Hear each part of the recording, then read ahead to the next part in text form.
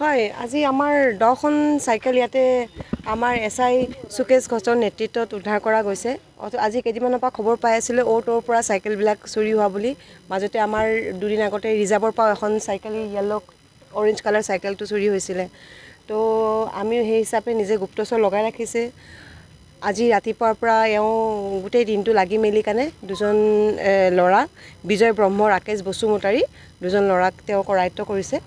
আৰু বাকী এতিয়া খবৰ দিয়া যাব কাৰ কাৰ চাইকেল হেৰাইছে তেওঁলোকক জিম্মা দিয়া যাবগৈ। 10খন চাইকেল ৰিকভাৰ কৰা হৈছে ইয়াতে। এইটো খুবেই ভাল কথা। দেখিছোঁ দুখনমান চাইকেল হয়তো ডেইলি লেবাৰ কাৰোবাৰ তেওঁলোকৰ চাইকেলো উঠাই আনিছে। যদিও চাইকেল বাট এনেকৈ সৰু সৰু চুৰ হৈ থকাটো আমি নিবিচাৰোঁ বঙাইগাঁও জিলাত। আৰু আমি চেষ্টা কৰি আছোঁ যে বঙাইগাঁও জিলাত যাতে চুৰি ধৰণৰ এনেকুৱা ঘটনা ৰিপিট নহওক আৰু।